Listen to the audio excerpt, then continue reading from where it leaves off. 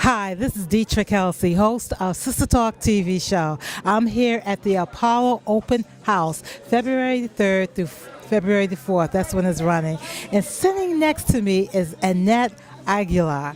Hello, Annette. How are you? Oh, it's great to be here. How you guys doing out there in Sisterland? You just finished doing an amazing performance. I was sitting here in the green room just jamming. Well, the band Annette A, Aguilar StringBeans. We've been together, the band, for 25 years. We opened in 1992 here in the Lower East Side. Well, not here, not Harlem, but in the Lower East Side in the New Rican. And most of us live uptown, but everything of the music was happening down at the New Rican Post Cafe, Lower East Side. So we're cool. There was an amazing performance. Does your fingers hurt or anything like that? No, they don't. No, only when I carry things. But we do Latin Brazilian jazz, which is the Afro-Cuban, Afro-Brazilian, Puerto Rican. We did bomba en plena, which is really the rhythm from Puerto Rico. Now, my parents are from Nicaragua. Both of my mother and father are from Managua, Nicaragua. And as we say in Nicaragua, I came out as la güera. La güera is somebody is light skin, and my brothers always joke around and say, "Oh, we picked you up in the gringo family," But we all come in different shapes and form. That's what we are, everybody. Because Latin jazz is what's so interesting about being in Harlem is that when Tito Puente was living in Spanish Harlem, how he would come to Harlem to study with the jazz musicians and to play with the jazz musicians, and the jazz musicians will come to Spanish Harlem to play the mambo. So. And it's funny because two members of my group are from Spanish Harlem, which is Ruben Rodriguez on the bass and the vocalist Debbie Resto. So that's what's so significant about Harlem, and I think it's beautiful that the Apollo's keeping this work going. How long have you been performing? Well, I think my first gig really when I was around. I've been playing since I started playing when I was like 11. I sat on a drum set when I was 8 years old. And being from San Francisco, is a very, that's for the Latinos, that's where Carlos Santana came out of, in the Mission District. And I grew up in Noe Valley, basically, and we lived in the Mission. And we were in the Mission, which was really close to, in San Francisco, and my family, everybody's still there.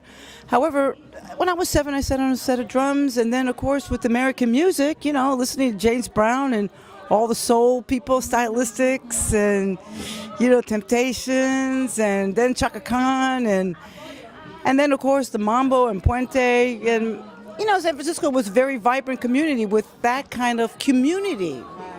It was in the community that there was something that was very supportive. And when I was in the 6th grade, I had a very good band teacher.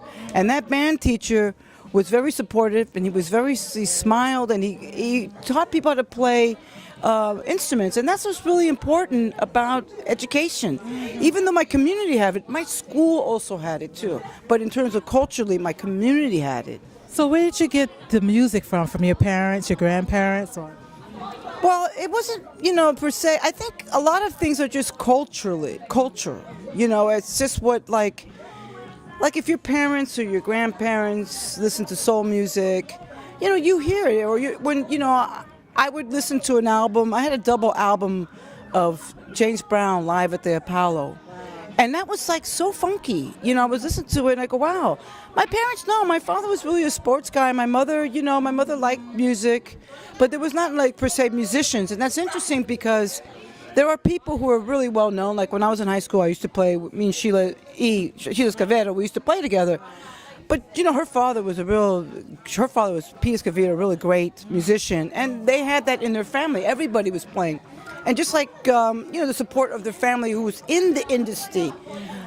I didn't basically have it, but I had it in my community.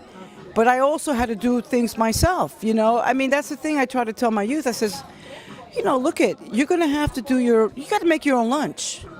And that's what's like, it's called work, and you have to be immune to do it. It's hard, but just like somebody who's an athlete has to train, has to eat something. You can't eat like 10 cookies before you're doing a race in the next morning. Well, I tell you, that was a magnificent performance. I'm telling you, I was down here jamming. I really was. Yes, I was. So when is your next performance? What are you doing next? Well, the next performance we're doing this Ladies Got Chops in that's run by Kim Clark, a bassist who's been in the community for a long time, a great jazz musician who started Ladies Got Chops. So we're going to be doing a concert up at the Bean Runner, and I have some stuff going on in San Francisco. And there's just a lot of things going on. And then also doing some stuff in my neighborhood. And we just came out with a couple of new videos from congahead.com. And you can, if you go to YouTube, follow Annette A, Aguilar, Congahead, or Annette A, Aguilar, and StringBeans. You'll find those videos. And you find us. And also, it's easy to find us by Facebook, Annette Aguilar, and StringBeans Latin Jazz Brazilian. And also Twitter, Aguilar Beans. But the best thing is to check in with us and send us an email and be with us. It's hard wearing all those hats, And I am an educator. And like we were saying, we have to teach our children how to, gravitate to our culture. It's like food. It's like beans. The reason why my band is called StringBeans, when I grew up, we would call the frijoles. Frijoles mean beans, and the Dominicans and Puerto Ricans call them habichuelas, but they're beans. And in the black community, you have soul beans, or what is it, black-eyed peas. It's still beans. And in Brazil, you have feijoada, which is still beans. It's still a bean. Like we're human beings, we're still beans, but in different configurations. So I grew up, my you notice I have violin, strings, and beans. Beans are the percussion thing, and the beans that I ate growing up. All right. Food. All right. I am so fortunate to sit here in the green room at the Apollo Open House with Annette Aguilar. Annette, thank you so much for taking the time out to have this interview with me. And you can visit our website. It's aguilarstringbeans.com. Sometimes I don't get there, but the best way to get me is Facebook on our band page. Send a message. Send me an email at aguilarstringbeans@hotmail, and check in with us. It's I try. I don't have like a 5 people staff. You're looking. I wear a lot of hats here. Thank you so much, and keep it live. Thank you. Again, this is Dietra Kelsey, live at the Apollo Open House Weekend. And as always, I'm wishing you peace, love, and light. Sistah Talk TV. Bye. Thank you. Thank you so much. I enjoyed